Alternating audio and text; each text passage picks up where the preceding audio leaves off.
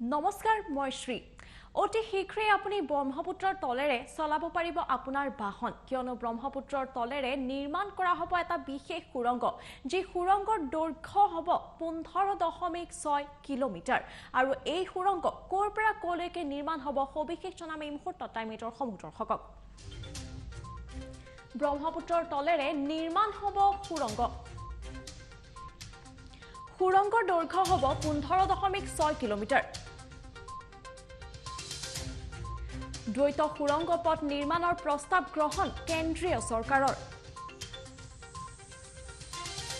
মূল ৰাজপথৰ পৰা সুৰংগলৈ প্ৰৱেশৰ বাবে থাকিব এটা বিশেষ পথ আৰু এই পথটোৰ দৈৰ্ঘ্য হ'ব প্ৰায় 18 কিলোমিটাৰ আৰু এই প্ৰকল্পটোৰ সৰ্বমুঠ দৈৰ্ঘ্য হ'ব 33 কিলোমিটাৰ 12,807 কোটি টকা ব্যয়েৰে এই নিৰ্মাণ কৰা হ'ব এই বিশেষ সুৰংগটো এই দ্বৈত পথে সংযোগ কৰিব দক্ষিণ পাৰৰ নুমলীগড়ৰ লগত উত্তৰ পাৰৰ গহপুৰক প্ৰতিটো সুৰংগৰে দুটাকৈ মুঠতে 4টা লেনেৰে গাড়ী চলাচল কৰিব পাৰিব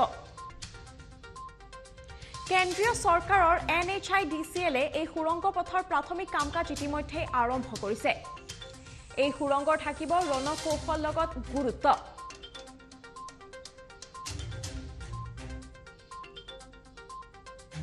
ডাইৰেক্টৰ অফ মিলিটাৰী অপাৰেশনছে চোৱাচিতা কৰিব এই সুৰংগ নিৰ্মাণৰ কাম-কাজ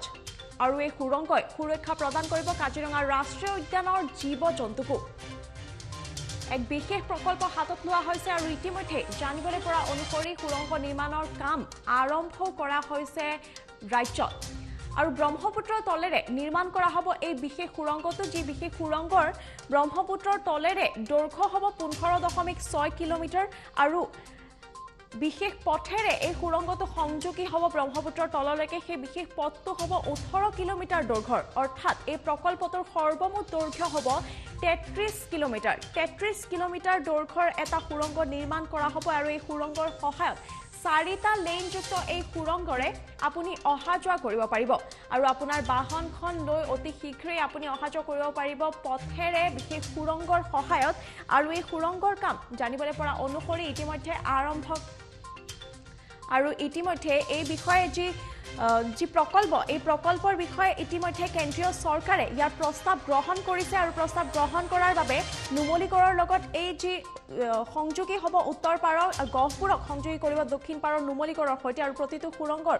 দুটাকৈ মুঠ 4টা লেনেৰে গাড়ী চলাব পাৰিব অৰ্থাৎ 4টা লেনেৰে 2টা লেন যোৱা আৰু 2টা লেন অহা সৰ্বমুঠ 4টা লেনেৰে আপুনি অহা যোৱা কৰিব আৰু এই সুৰংগৰ থাকিব ৰণকৌশলৰ লগত গুৰুত্ব আৰু ডাইৰেক্টৰ অফ মিলিটাৰী অপাৰেশনছে চোৱাচিতা কৰিব এই সুৰংগৰ নিৰ্মাণৰ কাম-কাজ আৰু কেৱল সেয়াই নহয় সকলো লোকে অহা যোৱা কৰাৰ লগতে এই সুৰংগত সুৰক্ষা প্ৰদান কৰিব কাজিৰঙা ৰাষ্ট্ৰীয় উদ্যানৰ জীৱ-জন্তুকো